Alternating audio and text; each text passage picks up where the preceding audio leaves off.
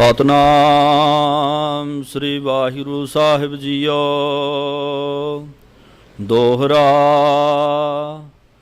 ਮਨ ਤਜ ਬਿਸ਼ਿਆਨ ਬਾਸ਼ਨਾ, ਭਰਮਿਓ ਜਨਮ ਅਨੇਕ। ਅਬ ਸਤਿਗੁਰ ਕੀ ਸ਼ਰਨ ਗਾਹੋ, ਪਾਵਹਿ ਆਨੰਦ ਵਿਵੇਕ। ਮਨ ਤਜ ਬਿਸ਼ਿਆਨ ਬਾਸ਼ਨਾ, ਭਰਮਿਓ ਜਨਮ ਅਨੇਕ। ਵਾਹਿਗੁਰੂ ਜੀ ਕਾ ਖਾਲਸਾ, ਵਾਹਿਗੁਰੂ ਜੀ ਕੀ ਫਤਿਹ। ਪਰਮ ਸਤਿਕਾਰਯੋਗ ਗੁਰੂ ਸਵਰੂਪ, ਗੁਰੂ ਸਵਾਰੇ, ਗੁਰੂ ਪਿਆਰੇ, ਸਤਿਗੁਰਾਂ ਦੇ ਸਾਜੇ ਨਵਾਜੇ, ਗੁਰੂ ਖਾਲਸਾ ਸਾਧ ਸੰਗਤ ਮਾਈ ਭਾਈ ਜੀ, ਧੰਨ ਹਨ ਕਲਗੀਧਰ ਸਾਹਿਬ ਸੱਚੇ ਪਾਤਸ਼ਾਹ ਮਹਾਰਾਜ। ਦੀਨ ਦੁਨੀਆ ਦੇ ਮਾਲਕ, ਲੋਕ ਪਰਲੋਕ ਦੇ ਵਿੱਚ ਸਹਾਇਤਾ ਕਰਨ ਵਾਲੇ, ਅੰਮ੍ਰਿਤ ਦੀਆਂ ਮਹਾਨ ਦਾਤਾਂ ਬਖਸ਼ ਕਰਕੇ ਆਪਣੇ ਪਿਆਰਿਆਂ ਨੂੰ ਅਮਰ ਕਰ ਦੇਣ ਵਾਲੇ ਸੱਚੇ ਪਾਤਸ਼ਾਹ ਮਹਾਰਾਜ। ਰੁਲਦੇ ਫਿਰਦਿਆਂ ਨੂੰ, ਢਿੱਡ ਵਜਾਉਂਦਿਆਂ ਨੂੰ ਰਾਜ ਦੇਣ ਵਾਲੇ, ਗਰੀਬਾਂ ਨਿਮਾਣਿਆਂ ਨੂੰ ਗਲ ਨਾ ਲਾਉਣ ਵਾਲੇ, ਐਸੇ ਗਰੀਬ ਨਵਾਜ ਜਿਨ੍ਹਾਂ ਦੇ ਪਰਉਪਕਾਰਾਂ ਦਾ ਅੰਤ ਹੀ ਨਹੀਂ ਪਾਇਆ ਜਾਂਦਾ, ਬੇਅੰਤੋਂ ਬੇਅੰਤ ਹਨ। ਸੋ ਐਸੇ ਸਾਹਿਬ ਕਮਾਲ ਸਤਿਗੁਰੂ ਕਲਗੀਧਰ ਪਾਤਸ਼ਾਹ ਵੱਡੀ ਭਾਰੀ ਕਿਰਪਾ ਕਰ ਰਹੇ ਹੈ, ਦਇਆ ਕਰ ਰਹੇ ਹੈ, ਮਿਹਰ ਕਰ ਰਹੇ ਹੈ, ਜਿਸ ਦਾ ਸਦਕਾ ਸਤਿਗੁਰੂ ਗਰੀਬ ਨਵਾਜ ਸਾਹਿਬ ਸੱਚੇ ਪਾਤਸ਼ਾਹ ਮਹਾਰਾਜ ਦੇ ਚਰਨ ਪਰਸਣ ਦਾ, ਸੋਹਣੇ ਦਰਸ਼ਨ ਕਰਨ ਦਾ ਸੁਭਾਗ ਸਮਾਂ ਪ੍ਰਾਪਤ ਹੋ ਰਿਹਾ ਹੈ। ਬੜਭਾਗੇ ਗੁਰਸਿੱਖ ਮਾਈ ਭਾਈ ਹਨ, ਜਿਨ੍ਹਾਂ ਨੂੰ ਸਤਿਗੁਰਾਂ ਦੇ ਪਾਵਨ ਪਵਿੱਤਰ ਚਰਨਾਂ ਵਿੱਚ ਬੈਠਣ ਦਾ, ਸਤਿਗੁਰਾਂ ਦੇ ਸੋਹਣੇ ਦਰਸ਼ਨ ਕਰਨ ਦਾ ਸੁਭਾਗ ਮਿਲਦਾ ਕਿਹਨੂੰ ਜੇ ਤੇ ਗੁਰਾਂ ਦੀ ਕਿਰਪਾ ਹੁੰਦੀ ਹੈ। ਸੋ ਸਾਧ ਸੰਗਤ ਜੀ, ਵੱਡੀ ਭਾਰੀ ਦਇਆ ਜਿਹਦੇ ਉੱਤੇ ਕਰਦੇ ਸੱਚੇ ਪਾਤਸ਼ਾਹ ਮਹਾਰਾਜ, ਉਸ ਨੂੰ ਆਪਣੇ ਚਰਨਾਂ ਵਿੱਚ ਥਾਂ ਦਿੰਦੇ। ਸੋ ਆਪ ਸਾਰੀਆਂ ਸੰਗਤਾਂ ਬਹੁਤ ਵੱਡਿਆਂ ਭਾਗਾਂ ਵਾਲੇ ਹੋ, ਜੋ ਸਤਿਗੁਰਾਂ ਦੇ ਪਾਵਨ ਚਰਨ ਪਰਸ ਰਹੇ ਹੋ, ਸੋਹਣੇ ਸਤਿਗੁਰਾਂ ਦੇ ਦਰਸ਼ਨ ਕਰ ਰਹੇ ਹੋ। ਨਿਤਨੇਮ ਦੇ ਅਨੁਸਾਰ ਸਤਿਗੁਰਾਂ ਦੇ ਸਾਜੇ ਨਵਾਜੇ ਸਿੰਘ ਸਾਹਿਬ ਜੀ ਨੇ ਗਰੀਬ ਨਵਾਜ ਸੱਚੇ ਪਾਤਸ਼ਾਹ ਮਹਾਰਾਜ ਨੂੰ ਦੇਗਾਂ ਦੇ ਭੋਗ ਲਵਾਏ ਹੈ।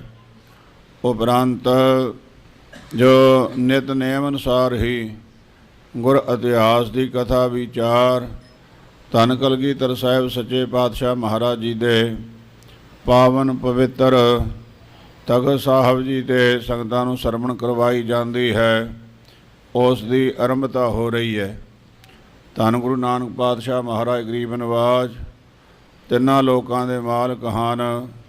ਸਾਰੀ ਸ੍ਰਿਸ਼ਟੀ ਦਾ ਕਾਰਨ ਵੀ ਆਪ ਹੈ, ਕਾਰਕ ਵੀ ਆਪ ਹੈ। ਸਾਰੀ ਸ੍ਰਿਸ਼ਟੀ ਦੇ ਕਰਨਹਾਰੇ ਰਚਨਹਾਰੇ ਹਨ ਸੱਚੇ ਪਾਤਸ਼ਾਹ ਮਹਾਰਾਜ। ਆਪ ਨਰੈਣ ਹਨ, ਆਪ ਕਰਤਾ ਪੁਰਖ ਹਨ, ਅਤੇ ਮਨੁੱਖਾ ਜਾਮੇ ਦੇ ਵਿੱਚ ਜੀਵਾਂ ਨੂੰ, ਕਲਯੁਗੀ ਜੀਵਾਂ ਨੂੰ ਤਾਰਨ ਵਾਸਤੇ ਪ੍ਰਗਟ ਹੋਏ ਹੈ। ਊਜ ਅਪਾਰ ਬੇਅੰਤ ਸੁਆਮੀ, ਕੌਣ ਜਾਣੇ ਗੁਣ ਤੇਰੇ। ਗਾਵਤ ਉਧਰੇ ਸੁਣਤੇ ਵੀ ਉਧਰੇ, ਬਿਨਸੇ ਪਾਪ ਕਨੇਰੇ। ਪਸ਼ੂ ਪ੍ਰੇਤ ਮੁਗਧ ਕੋ ਤਾਰੇ, ਪਾਹਨ ਪਾਰੇ ਉਤਾਰੇ। ਨਾਨਕ ਦਾਸ ਤੇਰੀ ਸਰਨਾਈ, ਸਦਾ ਸਦਾ ਬਲਿਹਾਰੇ। ਐਸੇ ਹਨ ਗਰੀਬ ਨਵਾਜ ਸਾਹਿਬ ਸੱਚੇ ਪਾਤਸ਼ਾਹ ਮਹਾਰਾਜ, ਜਿਨ੍ਹਾਂ ਦੇ ਚਰਨ ਛੋਹ ਦੇ ਨਾਲ ਪੱਥਰ ਵੀ ਤਰ ਗਏ, ਜਿਨ੍ਹਾਂ ਦੇ ਚਰਨਾਂ ਦੇ ਛੋਹ ਮਿਲਣ ਦੇ ਨਾਲ ਖਾਰਾ ਪਾਣੀ ਲੂਣ ਵਰਗਾ ਪਾਣੀ ਮਿੱਠਾ ਸ਼ਹਿਦ ਹੋ ਗਿਆ, ਜਿਨ੍ਹਾਂ ਦੇ ਦਰਸ਼ਨ ਕਰਨ ਦੇ ਨਾਲ ਸੱਜਣ ਵਰਗੇ ਠੱਗ ਸੱਜਣ ਸਾਧੂ ਬਣ ਗਏ, ਜਿਨ੍ਹਾਂ ਦੇ ਦਰਸ਼ਨ ਕਰਨ ਦੇ ਨਾਲ ਬਲੀ ਕੰਧਾਰੀ ਵਰਗਿਆਂ ਦੀ ਹਉਮੈ ਟੁੱਟ ਗਈ। ਕਿਤਨੇ ਹੀ ਹੈ ਜਿਨ੍ਹਾਂ ਨੂੰ ਸੱਚੇ ਪਾਤਸ਼ਾਹ ਮਹਾਰਾਜ ਨੇ ਕਿਰਪਾ ਕਰਕੇ ਤਾਰਿਆ ਹੈ। ਐਸੇ ਗਰੀਬ ਨਵਾਜ ਸਤਿਗੁਰਾਂ ਦੀ ਪਾਵਨ ਪਵਿੱਤਰ ਕਥਾ ਇਤਿਹਾਸ ਦੀ ਸੰਗਤ ਜੀ ਚੱਲ ਰਹੀ ਹੈ। ਕੱਲ੍ਹ ਆਪ ਸੰਗਤਾਂ ਨੇ ਸਰਵਣ ਕੀਤਾ ਸੀ ਕਿ ਸੱਚੇ ਪਾਤਸ਼ਾਹ ਮਹਾਰਾਜ ਮਾਣਕ ਸ਼ਾਹੂਕਾਰ ਦੇ ਕੋਲ ਗਏ ਹੈ, ਉਸ ਨੂੰ ਉਪਦੇਸ਼ ਬਖਸ਼ਿਸ਼ ਕੀਤਾ ਹੈ, ਨਾਲ ਆਪਣਾ ਡੰਡਾ ਦੇ ਕੇ ਗੁਰਸਿੱਖੀ ਦਾ ਪ੍ਰਚਾਰ ਹਿਤ ਸੋ ਕੰਧਾਰ ਦਾ ਇਲਾਕਾ ਜਿਹੜਾ ਉਹਦੇ ਵਿੱਚ ਉਸ ਨੂੰ ਮੰਜੀ ਬਖਸ਼ੀ ਹੈ। ਉੱਥੋਂ ਸਤਿਗੁਰੂ ਜੀ ਅੱਗੇ ਚਾਲੇ ਪਾਏ ਹਨ। ਨਾਲ ਹੀ 36ਵਾਂ ਅਧਿਆਇ ਜਿਹੜਾ ਸੀਗਾ ਉਹ ਸਾਧ ਸੰਗਤ ਜੀ ਗੁਰੂ ਨਾਨਕ ਪ੍ਰਕਾਸ਼ ਦਾ ਸਮਾਪਤ ਹੋਇਆ ਸੀਗਾ। ਅੱਜ ਅੱਗੇ 37ਵਾਂ ਅਧਿਆਇ ਚੱਲ ਰਿਹਾ ਹੈ। ਪਰੰਪਰਾ ਦੇ ਅਨੁਸਾਰ ਹਰ ਅਧਿਆਇ ਦੇ ਪਹਿਲਾਂ ਆਪਣੇ ਇਸ਼ਟ ਦਾ, ਅਕਾਲ ਪੁਰਖ ਦਾ, ਦਸਾਂ ਹੀ ਪਾਤਸ਼ਾਹੀਆਂ ਦਾ, ਧੰਨ ਗੁਰੂ ਗ੍ਰੰਥ ਸਾਹਿਬ ਜੀ ਦਾ, ਸਾਧੂਆਂ ਮਹਾਂਪੁਰਸ਼ਾਂ ਆਦਿਕ ਦਾ ਮੰਗਲ ਇਸ ਗ੍ਰੰਥ ਦੇ ਕਰਤਾ ਕਰਦੇ ਹਨ। ਸੋ ਗਰੀਬ ਨਿਵਾਜ ਸੱਚੇ ਪਾਤਸ਼ਾਹ ਮਹਾਰਾਜ ਦੇ ਪਾਵਨ ਪਵਿੱਤਰ ਚਰਨਾਂ ਦਾ ਮੰਗਲ ਕਰਕੇ ਫਿਰ ਅੱਗੇ ਕਥਾ ਇਸ ਤੋਂ ਅਗਲੀ ਜਿਹੜੀ ਹੈ ਉਹ ਆਰੰਭ ਹੋ ਰਹੀ ਹੈ। ਮਨ ਬਿਰਤੀਆਂ ਨੂੰ ਇਕਾਗਰ ਕਰਕੇ ਧੰਨ ਗੁਰੂ ਨਾਨਕ ਪਾਤਸ਼ਾਹ ਮਹਾਰਾਜ ਜਿਨ੍ਹਾਂ ਨੇ ਵੀ ਹਿਰਦੇ ਕਰਕੇ ਯਾਦ ਕੀਤਾ ਸਤਿਗੁਰਾਂ ਨੂੰ, ਉਸੇ ਨੂੰ ਤਾਰਿਆ ਸੱਚੇ ਪਾਤਸ਼ਾਹ ਮਹਾਰਾਜ ਨੇ। ਸੰਸਾਰ ਦੇ ਪਦਾਰਥ ਦੇ ਕੇ ਵੀ ਨਿਹਾਲ ਕੀਤਾ ਹੈ ਔਰ ਇਸੇ ਪ੍ਰਕਾਰ ਪਰਮਾਰਥ ਦੀ ਵਸਤੂ ਸਾਰਿਆਂ ਤੋਂ ਉੱਤਮ ਫਲ ਜੋ ਇਹ ਜਿਹੜਾ ਜੰਮਣ ਮਰਨ ਤੋਂ ਮੁਕਤ ਹੋਣਾ ਹੈ, ਕਰਤੇ ਦੇ ਵਿੱਚ ਅਭੇਦ ਹੋਣਾ ਹੈ, ਇਹ ਵੀ ਗੁਰੂ ਨਾਨਕ ਪਾਤਸ਼ਾਹ ਮਹਾਰਾਜ ਕਿਰਪਾ ਕਰਦੇ ਹੈ। ਸੋ ਐਸੇ ਗਰੀਬ ਨਿਵਾਜ ਸਾਹਿਬ ਜੀ ਦੇ ਪਾਵਨ ਪਵਿੱਤਰ ਇਤਿਹਾਸ ਨੂੰ ਸਰਦਾ ਭਾਵਨਾ ਦੇ ਸਹਿਤ ਹੋ ਕੇ ਸਰਵਣ ਕਰੀਏ ਜੀ। ਸ੍ਰੀ ਵਾਹਿਗੁਰੂ ਜੀ। ਦੋਹਰਾ ਮਨ ਤਜ ਵਿਸ਼ਿਆਨ ਬਾਸ਼ਨਾ, ਭਰਮਿਓ ਜਨਮ ਅਨੇਕ। ਸਾਰਿਆਂ ਤੋਂ ਉੱਤਮ ਵਕਤੇ ਦੇ ਸਾਧ ਸੰਗਤ ਜੀ ਗੁਣ ਹੁੰਦੇ ਹੈ ਜਿਹੜਾ ਆਪਣੇ ਉੱਤੇ ਗੱਲ ਟਿਕਾ ਕੇ ਦੂਜਿਆਂ ਨੂੰ ਉਪਦੇਸ਼ ਦੇਵੇ। ਇਸੇ ਪ੍ਰਕਾਰ ਉੱਤਮ ਵਕਤੇ ਦੇ ਇਹ ਗੁਣਾਂ ਨੂੰ ਗ੍ਰਹਿਣ ਕਰਕੇ ਤੇ ਉਹਦੇ ਮੁਤਾਬਕ ਉਪਦੇਸ਼ ਹੋ ਰਹੇ ਨੇ ਇਸ ਗ੍ਰੰਥ ਦੇ ਕਰਤਾ ਮਹਾਕਵੀ ਭਾਈ ਸੰਤੋਖ ਸਿੰਘ ਜੀ। ਕਹਿੰਦੇ ਹੈ ਮਨਾ ਵਿਸ਼ੇ ਵਿਕਾਰਾਂ ਨੂੰ ਤਿਆਗ ਦੇ, ਇਹ ਭਲੇ ਨਹੀਂ ਹਨ, ਕਿਉਂਕਿ ਇਹਨਾਂ ਵਿਸ਼ਿਆਂ ਦੇ ਵਿੱਚ ਹੀ ਤੂੰ ਗ੍ਰਸਤ ਹੋ ਕੇ ਪਤਾ ਨਹੀਂ ਕਿੰਨੇ ਹੀ ਜਨਮਾਂ ਦੇ ਵਿੱਚ ਭਰਮ ਕੇ ਮਨੁੱਖਾ ਜਨਮ ਨੂੰ ਤੈਨੂੰ ਪ੍ਰਾਪਤੀ ਹੋਈ ਹੈ। ਕਿਉਂਕਿ ਵਿਸ਼ੇ ਭੋਗਣ ਦੇ ਨਾਲ ਇਸਤਰੀ ਦੇ ਵਿੱਚ ਮੋਹ ਚਲਾ ਗਿਆ ਅਤੇ ਪ੍ਰਸਾਦ ਸੰਗਤ ਜੀ ਬੇਸਵਾ ਦਾ ਜਨਮ ਗੁਰਬਾਣੀ ਮੁਤਾਬਕ ਪ੍ਰਾਪਤ ਹੁੰਦਾ ਹੈਗਾ। ਇਸੇ ਪ੍ਰਕਾਰ ਖਾਣ ਪੀਣ ਆਦਿਕ ਦੇ ਵਿੱਚ ਚਲੇ ਜਾਵੇ, ਧੀਆਂ ਪੁੱਤਰਾਂ ਵਿੱਚ ਚਲੇ ਜਾਵੇ, ਮਹਿਲ ਮਕਾਨ ਅਟਾਰੀਆਂ ਵਿੱਚ ਚਲਾ ਜਾਵੇ, ਧਨ ਦੌਲਤ ਵਿੱਚ ਚਲਾ ਜਾਵੇ, ਉਹ ਜਿਹੀਆਂ ਜੂਨਾਂ ਸਜੀਵ ਨੂੰ ਭੋਗਣੀਆਂ ਪੈਂਦੀਆਂ। ਭਾਈ ਸਾਹਿਬ ਜੀ ਕਥਨ ਕਰਦੇ ਮਨਾ ਤੇਰੇ ਲਾਲਚ ਦੇ ਕਾਰਨ ਕਰਕੇ ਤੈਨੂੰ ਕਈ ਜੂਨਾਂ ਦੇ ਵਿੱਚ ਦੀ ਨਿਕਲ ਕੇ ਤੇ ਬੜੀ ਮੁਸ਼ਕਲ ਦੇ ਨਾਲ ਇਹ ਮਨੁੱਖਾ ਜਨਮ ਪ੍ਰਾਪਤ ਹੋਇਆ ਹੈ। ਅਬ ਸਤਿਗੁਰ ਕੀ ਸ਼ਰਨ ਗਾਹੋ, ਪਾਵਹਿ ਆਨੰਦ ਵਿਵੇਕ। ਤੇ ਜੇ ਤੂੰ ਵਿਵੇਕ ਬੁੱਧੀ ਨੂੰ ਗ੍ਰਹਿਣ ਕਰਕੇ ਤੇ ਸਦੀਵ ਆਨੰਦ ਦੀ ਪ੍ਰਾਪਤੀ ਕਰਨਾ ਚਾਹੁੰਦਾ ਹੈ ਵੀ ਸਦਾ ਹੀ ਪ੍ਰਸੰਨ ਰਹਾਂ, ਕਦੀ ਕੋਈ ਦੁੱਖ ਆਵੇ ਹੀ ਨਾ, ਜੂਨਾਂ ਦੇ ਬੰਧਨਾਂ ਤੋਂ ਮੁਕਤ ਹੋ ਜਾਵੇਂ, ਫਿਰ ਗੁਰਾਂ ਦੇ ਚਰਨੀ ਸਰਨੀ ਪੈ ਜਾਏ। ਗੁਰੂ ਕੀ ਚਰਨ ਸਰਨੀ ਹੈ ਨਾ ਬੰਧਨਾਂ ਵਿੱਚੋਂ ਤੈਨੂੰ ਕੱਢਣ ਵਾਲੀ, ਕਿਉਂਕਿ ਬੰਧਨਾਂ ਵਿੱਚ ਵੱਜਾ ਹੋਇਆ ਤੇ ਭੋਗਦਾ ਫਿਰਦਾ ਰਿਹਾ ਜਨਮ, ਤੇ ਗੁਰੂ ਦੇ ਚਰਨਾਂ ਦਾ ਆਸਰਾ ਤੱਕ ਲੇਗਾ। ਗੁਰੂ ਕੇ ਚਰਨ ਕੀ ਹਨ, ਗੁਰੂ ਕੀ ਸਰਨ ਕੀ ਹੈ ਸਾਧ ਸੰਗਤ ਜੀ, ਗੁਰੂ ਕੀ ਬਾਣੀ ਦੁਆਰਾ ਜੋ ਸਾਨੂੰ ਉਪਦੇਸ਼ ਬਖਸ਼ਿਸ਼ ਹੋਇਆ ਇਹ ਗੁਰੂ ਕੇ ਚਰਨ ਹਨ। ਇਹੀ ਗੁਰੂ ਕੀ ਸਰਨ ਆਸਰਾ ਹੈ ਜਿਹਦੇ ਵਿੱਚ ਅਸਾਂ ਨੇ ਜਾਣਾ ਹੈ। ਮਨਾ ਭੜਕਣਾ ਛੱਡ ਦੇ, ਗੁਰਬਾਣੀ ਦਾ ਪੱਲੂ ਪਕੜ ਲੈ, ਤੇਰਾ ਭਲਾ ਹੋ ਜਾਵੇਗਾ, ਜੰਮਣ ਮਰਨ ਤੋਂ ਰਹਿਤ ਹੋ ਜਾਵੇਗਾ। ਸ਼੍ਰੀ ਬਾਲਾ ਸੰਧਵਾਦ ਚੌਪਈ। ਬਾਬਾ ਬਾਲਾ ਸਾਹਿਬ ਜੀ ਇਹ ਸਾਰੀ ਕਥਾ ਸੰਗਤ ਜੀ ਧੰਨ ਗੁਰੂ ਅੰਗਦ ਸਾਹਿਬ ਸੱਚੇ ਪਾਤਸ਼ਾਹ ਮਹਾਰਾਜ ਜੀ ਨੂੰ ਖਡੂਰ ਸਾਹਿਬ ਜੀ ਦੇ ਪਾਵਨ ਪਵਿੱਤਰ ਅਸਥਾਨ 'ਤੇ ਸਰਵਣ ਕਰਵਾ ਰਹੇ ਹੈ। ਨਾਲ ਸੰਗਤਾਂ ਵੀ ਸਜੀਆਂ ਹੋਈਆਂ, ਜਿਵੇਂ ਆਪ ਨਿਤਨੇਮ ਅਨੁਸਾਰ ਗੁਰੂ ਕੇ ਇਤਿਹਾਸ ਦੀ ਕਥਾ ਵਿਚਾਰ ਸਰਵਣ ਕਰਦੇ ਹੋ। ਕੋਈ ਗੁਰਮੁਖ ਜਨ ਇੰਟਰਨੈਟ 'ਤੇ ਵੀ ਕਈ ਦੇਸ਼ਾਂ ਦੇ ਵਿੱਚ ਤਖਤ ਸੱਚਖੰਡ ਸ੍ਰੀ ਹਜ਼ੂਰ ਸਾਹਿਬ ਜੀ ਦੇ ਸਾਰੇ ਪ੍ਰੋਗਰਾਮਾਂ ਦਾ ਆਵਾਜ਼ਾ ਆਉਂਦਾ ਹੈ ਜਾਂਦਾ ਹੈ, ਅਤੇ ਕਈ ਗੁਰਮੁਖ ਨਿਤਨੇਮ ਨਾਲ ਸੋ ਇੰਟਰਨੈਟ ਦੇ ਜ਼ਰੀਏ ਵੀ ਇਹ ਕਥਾ ਨੂੰ ਸਰਵਣ ਕਰਦੇ ਰਹਿੰਦੇ ਹੈ। ਹੋਰ ਵੀ ਗੁਰੂ ਕੇ ਜੋ ਕੀਰਤਨ ਹੁੰਦਾ ਹੈ, ਹੋਰ ਸਮਾਗਮ ਪ੍ਰੋਗਰਾਮ ਹੁੰਦੇ, ਸਰਵਣ ਕਰਦੇ ਹੈ। ਤੋ ਇਸੇ ਤਰ੍ਹਾਂ ਬਾਬਾ ਬਾਲਾ ਸਾਹਿਬ ਜੀ ਖਡੂਰ ਸਾਹਿਬ ਦੇ ਵਿੱਚ ਕਥਾ ਸਰਵਣ ਕਰਵਾਉਂਦੇ। ਧੰਨ ਗੁਰੂ ਅੰਗਦ ਪਾਤਸ਼ਾਹ ਮਹਾਰਾਜ ਅਤੇ ਗੁਰੂ ਕੀਆਂ ਪਿਆਰੀਆਂ ਸੰਗਤਾਂ ਇਹ ਕਥਾ ਸਰਵਣ ਕਰਦੀਆਂ ਹਨ। ਚੌਪਈ। ਸ੍ਰੀ ਅੰਗਦ ਸੁਨ ਪਰਮ ਪਵਿੱਤਰਾ। ਕਹਿੰਦੇ ਹਨ, ਹੇ ਸੱਚੇ ਪਾਤਸ਼ਾਹ ਮਹਾਰਾਜ, ਧੰਨ ਗੁਰੂ ਅੰਗਦ ਸਾਹਿਬ ਗਰੀਬ ਨਿਵਾਜ ਜੀ ਆਪ ਵੀ ਪਰਮ ਪਵਿੱਤਰ ਹੋ। ਇਹ ਕਥਾ ਜਿਹੜੀ ਇਹ ਵੀ ਪਰਮ ਪਵਿੱਤਰ ਹੈ, ਕਿਉਂਕਿ ਐਸੀ ਕਥਾ ਹੈ ਗੁਰੂ ਨਾਨਕ ਪਾਤਸ਼ਾਹ ਮਹਾਰਾਜ ਦੀ ਸਾਰਾ ਜੀਵਨ ਜਿਹੜਾ ਗੁਰਾਂ ਨੇ ਸਾਰੀ ਸ੍ਰਿਸ਼ਟੀ ਨੂੰ ਤਾਰਨ ਵਾਸਤੇ ਲਾ ਦਿੱਤਾ ਹੈ। ਜਿਵੇਂ ਜਿਵੇਂ ਜੀਵਾਂ ਨੂੰ ਤਾਰਿਆ ਹੈ, ਪਾਵਨ ਪਵਿੱਤਰ ਕੀਤਾ ਹੈ, ਸੋ ਉਹ ਸਾਰੀ ਕਥਾ ਜਿਹੜਾ ਵੀ ਗੁਰਮੁਖ ਜਨ ਸੁਣਦਾ ਉਹ ਵੀ ਪਾਵਨ ਪਵਿੱਤਰ, ਆਪ ਵੀ ਪਾਵਨ ਪਵਿੱਤਰ, ਗੁਰੂ ਕੀ ਕਥਾ ਵੀ ਪਾਵਨ ਪਵਿੱਤਰ ਹੈ। ਗੁਰਸਿੱਖ ਸਰੋਤੇ ਜਨ ਜਿਹੜੇ ਇਸ ਕਥਾ ਨੂੰ ਸੁਣਦੇ ਹੈ ਉਹ ਵੀ ਪਾਵਨ ਪਵਿੱਤਰ ਹੋ ਜਾਂਦੇ ਹਨ। ਜਿਉ ਪੁਨ ਹੋਈ ਕਥਾ ਬਚਿਤਰਾ।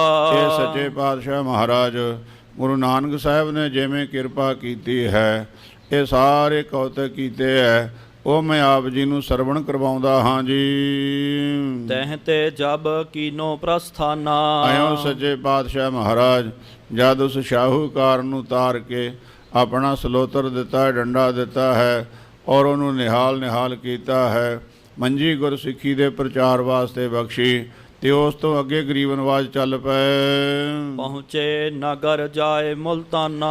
ਤੇ ਮੁਲਤਾਨ ਸ਼ਹਿਰ ਦੇ ਵਿੱਚ ਪਹੁੰਚ ਗਏ ਸੱਚੇ ਪਾਤਸ਼ਾਹ ਮਹਾਰਾਜ।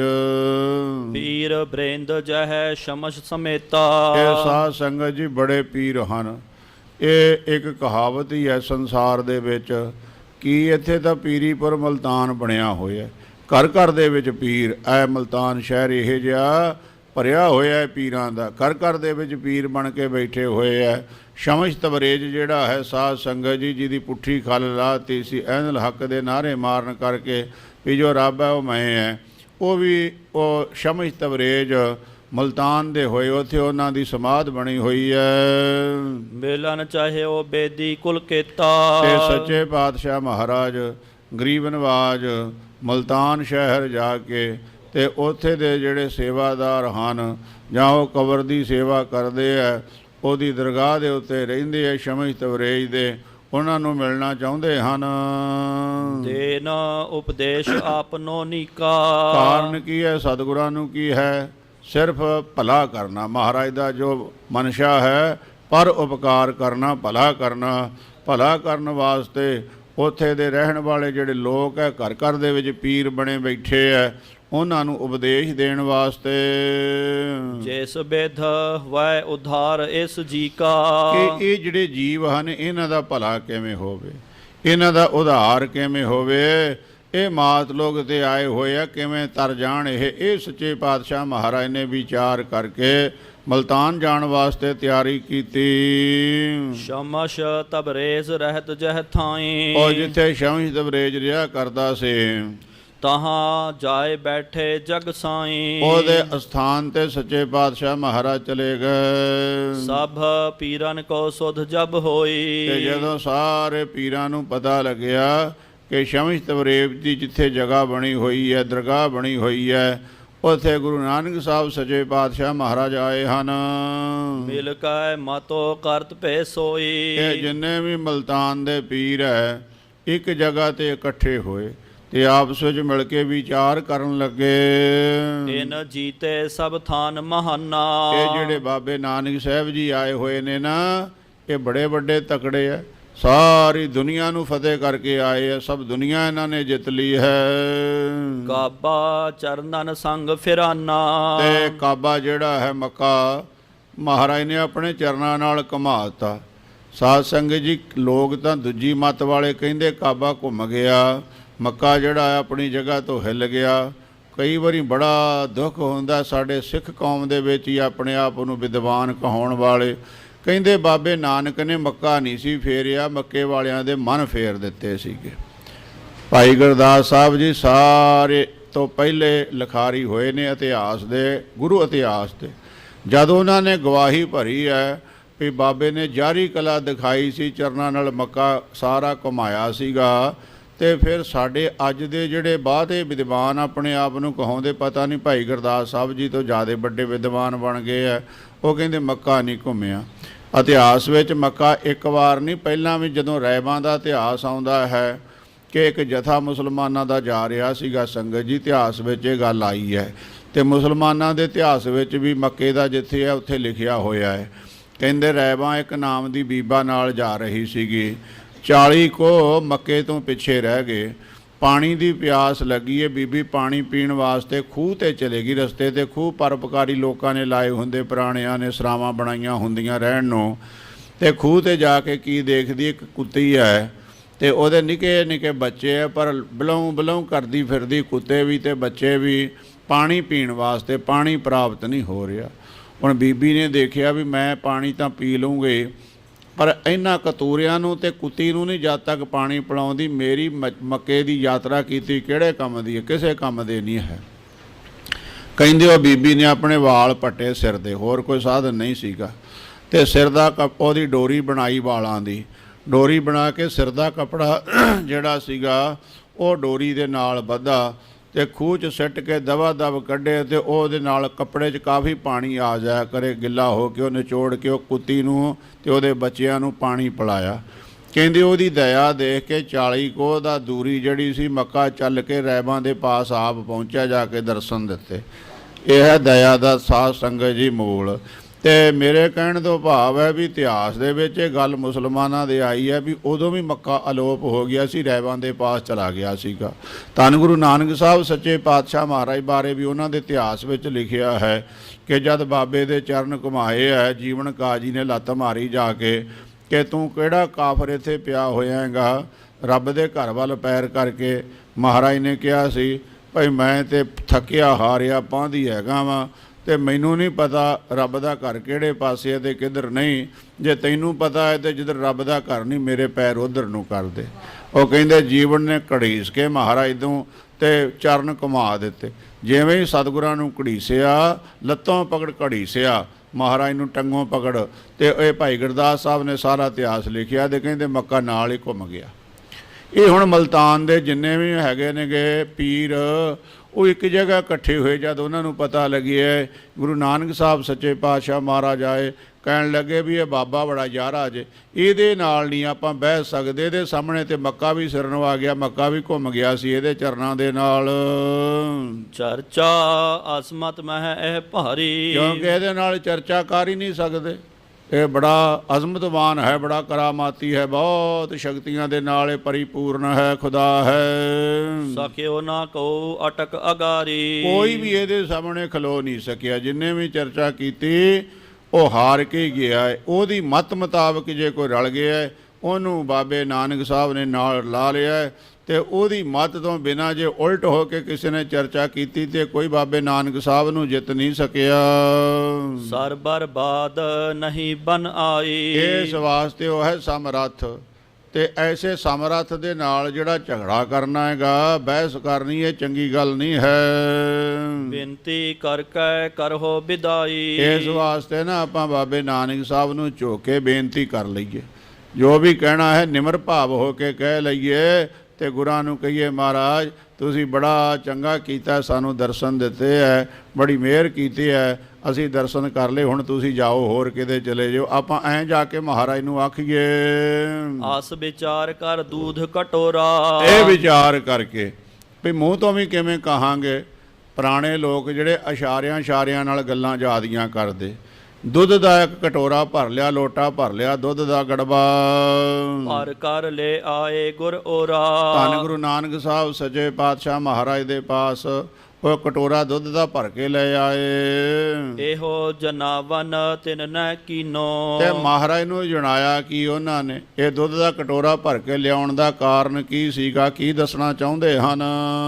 ਪੀਰੀਪੁਰ ਮੁਲਤਾਨ ਸੋਚੀਨੋ, ਹੇ ਮਹਾਰਾਜ ਇਹ ਜਿਹੜਾ ਮੁਲਤਾਨ ਸ਼ਹਿਰ ਹੈ ਨਾ, ਇਹ ਪੀਰੀਪੁਰ ਹੈ।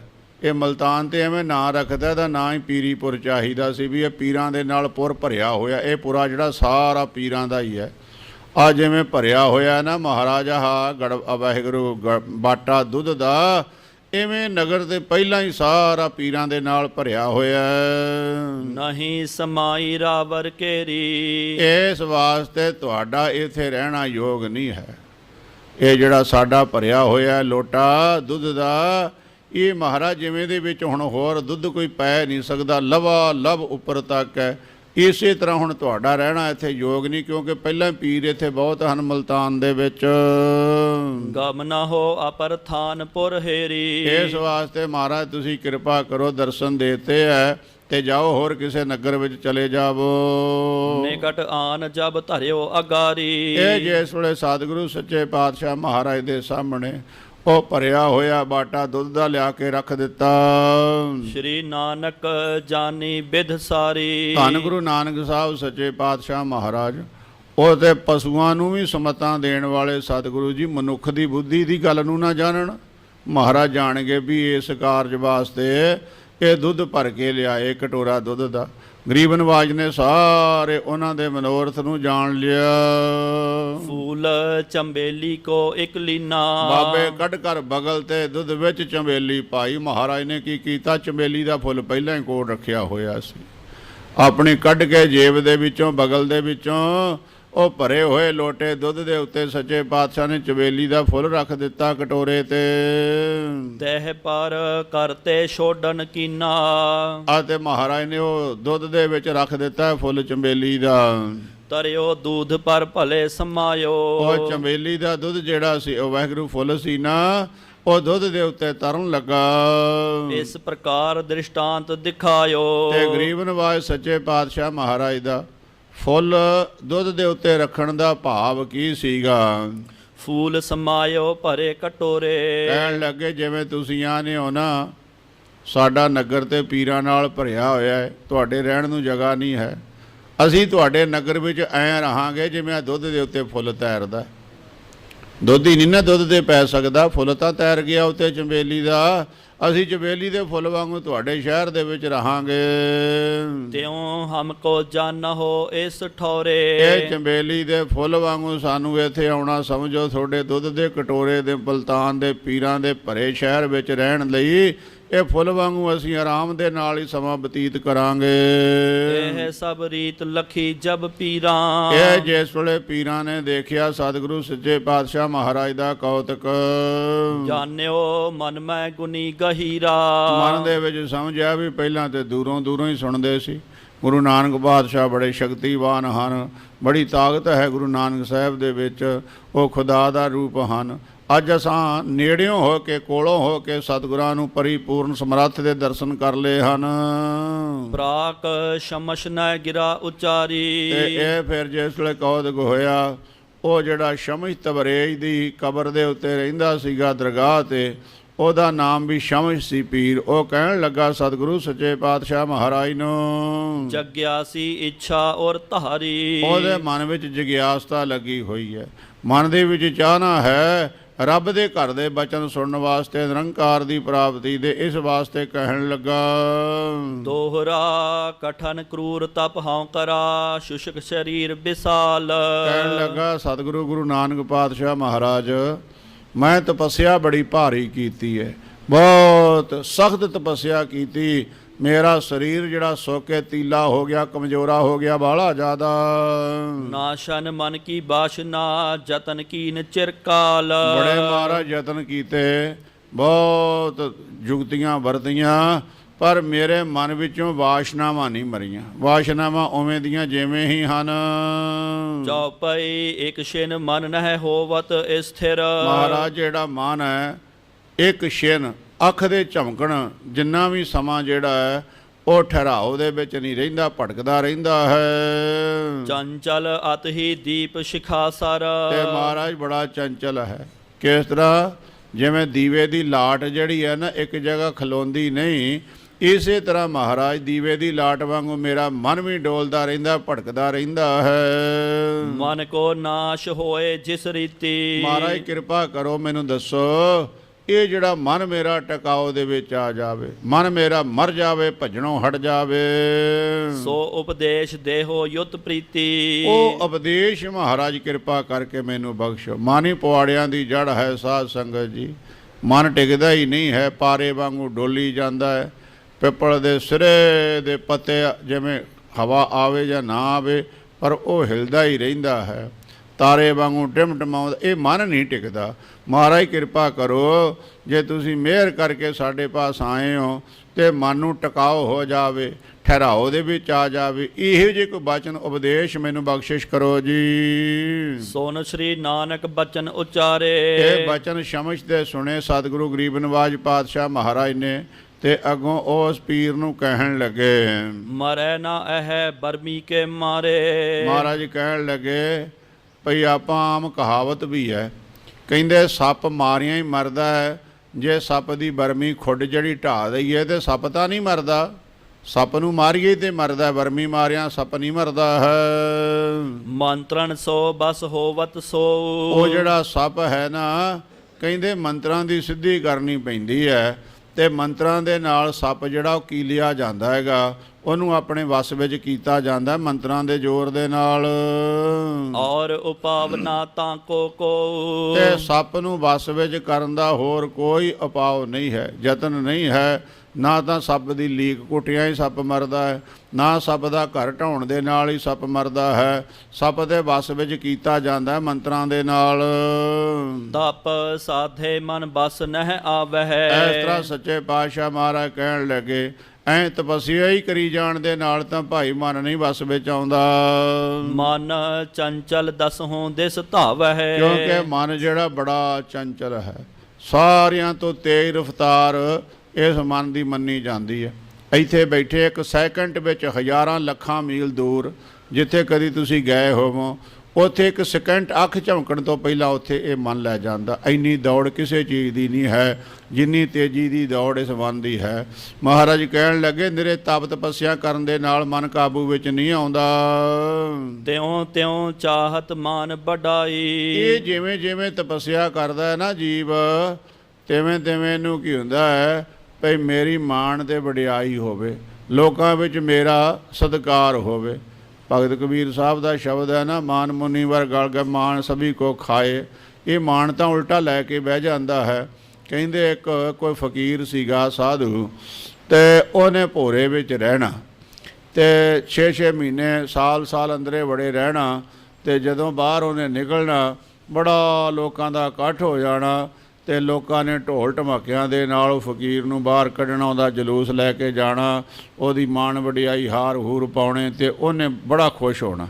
ਇੱਕ ਵਾਰ ਗੁਰੂ ਨਾਨਕ ਸਾਹਿਬ ਕਹਿੰਦੇ ਗਏ, ਤੇ ਮਹਾਰਾਜ ਕਹਿਣ ਲੱਗੇ, ਓਏ ਮੇਲਾ ਕਾਹਦਾ ਲੱਗਾ ਹੈ?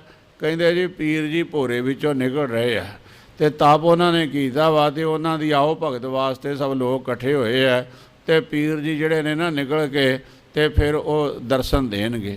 ਤੇ ਕਹਿਣ ਲੱਗੇ, ਪੀਰ ਜੀ ਦਰਸ਼ਨ ਦੇਣਗੇ ਕਿ ਹੋਰ? ਕਹਿੰਦੇ ਹੋਰ ਕੀ ਦੇਣਾ, ਅਸੀਂ ਹਾਰ ਹੂਰ ਪਾਉਣੇ। ਮਹਾਰਾਜ ਕਹਿੰਦੇ ਕੋਈ ਨਹੀਂ, ਜਾਓ ਘਰਾਂ ਨੂੰ ਚਲੇ ਗਏ। ਪੀਰ ਨੇ ਖੋਲ੍ਹਿਆ ਦਰਵਾਜ਼ਾ, ਬੰਦਾ ਇੱਕ ਵੀ ਨਹੀਂ ਲੱਭਾ, ਤੇ ਉੱਥੇ ਹੀ ਆਪਣੇ ਮਾਣ 'ਚ ਹੀ ਮਰ ਗਿਆ ਵੀ ਓਹੋ ਮੇਰਾ ਮਾਣ ਹੁੰਦਾ ਸੀ, ਮਾਣ ਹੀ ਨਹੀਂ ਕਿਸੇ ਨੇ ਕੀਤਾ। ਐਸੇ ਗੱਲ 'ਚ ਫੁੜਕ ਗਿਆ। ਮਹਾਰਾਜ ਨੇ ਫਿਰ ਉਪਦੇਸ਼ ਦਿੱਤਾ ਉਹਨੂੰ, ਕਹਿਣ ਲੱਗੇ ਖੜਾ ਹੋ, ਕੋਈ ਨਹੀਂ, ਇਹ ਬੰਦਗੀ ਆਪਣੇ ਭਲੇ ਵਾਸਤੇ ਹੈ, ਸੇਵਾ ਆਪਦੇ ਭਲੇ ਵਾਸਤੇ ਹੈ, ਸਿਮਰਨ ਆਪਦੇ, ਲੋਕਾਂ ਤੋਂ ਕਾਹਦਾ ਮਾਣ ਕਰਾਉਣਾ ਹੈ? ਇਹਦੇ ਆਪ ਦਾ ਭਲਾ ਦੇਹੀ ਦਾ। ਜੇ ਸੇਵਾ ਕਰਦੇ ਆ ਪਰਮਾਰਥ ਦੀ, ਸੰਗਤ ਦੀ, ਗੁਰੂ ਕੇ ਪਿਆਰਿਆਂ ਦੀ, ਗੁਰੂ ਦੀ, ਜਾਂ ਜਿੰਨਾ ਵੀ ਮਨੁੱਖਤਾ ਹੈ ਮਨੁੱਖਤਾ ਦੀ, ਤੇ ਇਹਦੇ ਆਪ ਦਾ ਹੀ ਭਲਾ ਹੈ। ਤੇ ਮਨੁੱਖਤਾ ਦੀ ਸੇਵਾ ਕਰਕੇ ਮੁੜ ਕੇ ਕਹਿਣਾ ਸਾਡਾ ਮਾਣ ਸਤਿਕਾਰ ਹੋਵੇ, ਮਹਾਰਾਜ ਕਹਿੰਦੇ ਇਹ ਨਹੀਂ। ਸੋ ਇਸ ਵਾਸਤੇ ਸਤਿਗੁਰੂ ਕਹਿੰਦੇ ਉਹ ਸ਼ਮਸ਼ ਨੂੰ, ਫਕੀਰ ਨੂੰ, ਪੀਰ ਨੂੰ ਕਹਿਣ ਲੱਗੇ, ਮਾਣ ਇਹਦੇ ਨਾਲ ਉਲਟਾ ਹੋ ਜਾਂਦਾ ਵੀ ਮੈਂ ਬੜਾ ਤਪ ਕੀਤਾ। ਸੰਗਤ ਜੀ ਆਪੋ ਆਪਣੀ ਮੱਤ ਹੁੰਦੀ ਹੈ। ਆਹ ਗਿਣਤੀਆਂ ਮਿਣਤੀਆਂ ਤੋਂ ਸਾਡੇ ਗੁਰਾਂ ਨੇ ਸਾਨੂੰ ਬੜਾ ਉੱਚਾ ਕੀਤਾ। ਬਾਬਾ ਇਹੋ ਲੇਖਾ ਲਿਖ ਜਾਣ, ਲੇਖਾ ਤੇ ਉਹ ਲਿਖੀਏ ਜਿਹੜੇ ਲੇਖੇ ਦੇ ਨਾਲ ਹਿਸਾਬ ਕਿਤਾਬ ਸਾਰੇ ਮੁੱਕ ਜਾਣ। ਇੰਨੀਆਂ ਮਾਲਾ ਇੰਨੀਆਂ ਕਰ ਲਈਆਂ, ਇੰਨੀਆਂ ਮਾਲਾ, ਧਿਆਨ ਤੇ ਰਹਿ ਗਿਆ ਮਾਲਾ ਦੇ ਵਿੱਚ ਹੀ। ਉਹ ਮਣਕਾ ਬਦਲਣ ਵਿੱਚ ਹੀ ਮਨ ਰਹਿ ਗਿਆ ਵੀ ਮਣਕਾ ਗਾਹ ਕਰਨਾ, ਮਣਕਾ ਗਾਹ ਕਰਨਾ। ਇੰਨੇ ਮਣਕੇ ਹੋ ਗਏ, ਉਹੀ ਗਿਣਤੀ ਮਨ ਨੂੰ ਲੱਗੀ ਰਹੀ। ਸਿਮਰਨ ਦਾ ਤੇ ਉੱਥੇ ਰਿਹਾ ਹੀ ਕੁਛ ਨਾ, ਕਿੰਨਾ ਸਮਾਂ ਤਾਂ ਇੱਧਰ ਹੀ ਬਰਬਾਦ ਹੋ ਗਿਆ। ਫਿਰ ਹਉਮੈ ਹੋ ਗਈ, ਮੈਂ ਇੰਨੀਆਂ ਮਾਲਾ ਕਰ ਲਈਆਂ, ਮੈਂ ਇੰਨਾ ਜਪ ਤਪ ਕਰ ਲਿਆ। ਗੁਰਬਾਣੀ ਦਾ ਜੋ ਸਿਧਾਂਤ ਹੈ, ਭਗਤ ਕਬੀਰ ਸਾਹਿਬ ਜੀ ਕਹਿੰਦੇ, ਕਬੀਰ ਮੇਰੀ ਸਿਮਰਨੀ ਰਸਨਾ ਉਪਰ ਰਾਮ। ਮਾਲਾ ਰਸਨਾ ਹੀ ਹੈ। ਇਹ ਨਿਰੰਕਾਰ ਨੇ ਸਾਨੂੰ ਮਾਲਾ ਹੀ ਦਿੱਤੀ ਹੈ, ਸਿਮਰਨ ਕਰੋ, ਭਜਨ ਕਰੋ। ਗਿਣਤੀਆਂ ਮਿਣਤੀਆਂ ਵਿੱਚ ਜਦੋਂ ਬੰਦਾ ਪੈਂਦਾ ਹੈ ਨਾ, ਤੇ ਉਦੋਂ ਹਉਮੈ ਇਹਦੇ ਵਿੱਚ ਆ ਜਾਂਦੀ ਹੈ। ਇੱਕ ਗਿਣਤੀਆਂ ਮਿਣਤੀਆਂ ਵਿੱਚ ਹੀ ਫਸ ਕੇ ਰਹਿ ਜਾਂਦਾ, ਲੇਖਿਆਂ ਦੇ ਵਿੱਚ ਹੀ ਫਸਿਆ ਰਹਿ ਜਾਂਦਾ ਹੈਗਾ। ਵਿਚਾਰ ਆਪੋ ਆਪਣੇ, ਮੈਂ ਕਿਸੇ ਦੀ ਨਿੰਦਿਆ ਨਹੀਂ ਕਰਦਾ, ਮੈਂ ਤਾਂ ਆਪਣੇ ਵਿਚਾਰ ਗੁਰਬਾਣੀ ਦੇ ਮਤ ਅਨੁਸਾਰ ਪ੍ਰਗਟ ਕੀਤੇ ਹੈ, ਜੋ ਗੁਰਬਾਣੀ ਦਾ ਸਿਧਾਂਤ ਹੈ।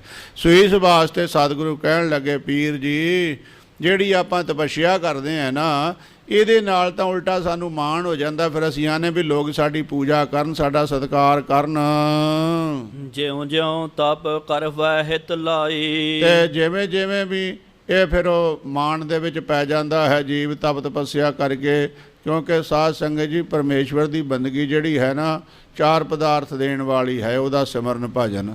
ਅਤੇ ਜਿਹੜਾ ਕੋਈ ਕਰਦਾ ਹੈ, ਲੋਕ ਆਪਣੇ ਆਪ ਹੀ ਉਹਦੀਆਂ ਲੋੜਾਂ ਦੇ ਅਨੁਸਾਰ ਉਹਦੀ ਹਰ ਚੀਜ਼ ਦੀ ਲੋੜ ਵੀ ਪੂਰੀ ਕਰਦੇ, ਉਹਦਾ ਅਦਬ ਸਤਿਕਾਰ ਵੀ ਕਰਦੇ, ਵੀ ਬੰਦਗੀ ਕਰਦਾ, ਪਰ ਇਹ ਪਦਾਰਥਾਂ ਦੇ ਵਿੱਚ ਜੀਵ ਲੱਗ ਜਾਂਦਾ, ਮਾਣ ਦੇ ਵਿੱਚ ਫਸ ਜਾਂਦਾ ਹੈ।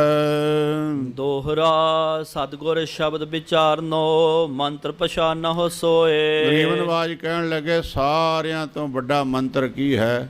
ਜਿਹੜਾ ਗੁਰੂ ਕੇ ਸ਼ਬਦ ਦੀ ਪਛਾਣ ਕਰਨੀ। ਗੁਰ ਸ਼ਬਦ ਹੀ ਸਾਰਿਆਂ ਤੋਂ ਵੱਡਾ ਮੰਤਰ ਹੈ। ਤਹਿ ਸੋ ਇਹ ਬਸ ਹੋਤ ਹੈ ਔਰ ਉਪਾਵ ਨਾ ਕੋਏ। ਜਿਵੇਂ ਸੱਪ ਜਿਹੜਾ ਹੈ ਨਾ ਮੰਤਰਾਂ ਦੇ ਨਾਲ ਵਸ ਵਿੱਚ ਆਉਂਦਾ ਹੈ, ਇਸੇ ਤਰ੍ਹਾਂ ਮਨ ਰੂਪੀ ਸੱਚ ਜਿਹੜਾ ਗੁਰ ਸ਼ਬਦ ਰੂਪੀ, ਇਹ ਮਨ ਰੂਪੀ ਸੱਪ ਜਿਹੜਾ ਨਾ ਗੁਰ ਸ਼ਬਦ ਰੂਪੀ ਮੰਤਰ ਦੇ ਨਾਲ ਵਸ ਵਿੱਚ ਆਉਂਦਾ ਹੈ।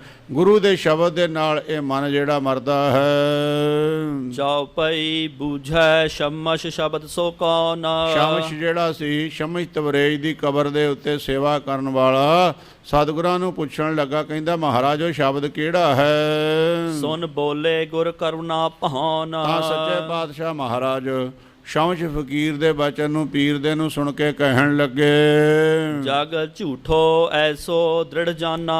ਇਹ ਸ਼ਬਦ ਇਹ ਹੈ, ਸ਼ਮਸ਼ ਸਾਰਿਆਂ ਤੋਂ ਪਹਿਲਾ ਜਿਹੜਾ ਆਪਾਂ ਕਹਿੰਦੇ ਨਾ ਪਹਿਲਾ ਪਾਠ ਜਾਂ ਪਹਿਲਾ ਊੜਾ ਐੜਾ, ਉਹ ਇਹ ਹੈ, ਇਹ ਸੰਸਾਰ ਜੋ ਵੀ ਅਸੀਂ ਵੇਖ ਰਹੇ ਹਾਂ ਇਹਨੂੰ ਨਾਸਵੰਤ ਸਮਝਣਾ, ਕਦੀ ਵੀ ਨਹੀਂ ਥਿਰ ਸਮਝਣਾ ਇਸ ਨੂੰ ਵੀ ਇਹ ਸਦਾ ਥਿਰ ਰਹਿਣ ਵਾਲਾ। ਇੱਕ ਸੁਪਨਾ ਹੁੰਦਾ ਹੈ ਸਾਧ ਸੰਗਤ ਜੀ, ਇੱਕ ਸੱਚਾਈ ਹੁੰਦੀ ਹੈ, ਸੁਪਨਾ ਸੱਚਾਈ ਨਹੀਂ ਹੁੰਦੀ। ਸੁਪਨੇ ਵਿੱਚ ਮਨੁੱਖ ਖੁਸ਼ ਵੀ ਹੁੰਦਾ ਹੈ, ਸੁਪਨੇ ਦੇ ਵਿੱਚ ਰੋਣ ਵੀ ਲੱਗ ਪੈਂਦਾ ਹੈ, ਸੁਪਨੇ ਦੇ ਵਿੱਚ ਇਹਨੂੰ ਕੁੱਟ ਵੀ ਪੈਂਦੀ ਹੈ, ਡਰ ਵੀ ਲੱਗਦਾ ਹੈਗਾ, ਅਤੇ ਜਦੋਂ ਜਾਗ ਪੈਂਦਾ ਹੈ ਉਹ ਖੁਸ਼ੀ ਵੀ ਦੂਰ ਹੋ ਜਾਂਦੀ। ਜੇ ਖੁਸ਼ੀ ਦਾ ਸੁਪਨਾ ਆਉਂਦਾ ਹੋਵੇ, ਜੇ ਗਮੀ ਦਾ ਆਉਂਦਾ ਹੋਵੇ ਗਮੀ ਵੀ, ਜੇ ਡਰ ਦਾ ਹੋਵੇ ਤੇ ਡਰ ਭੈ ਵੀ। ਇਸੇ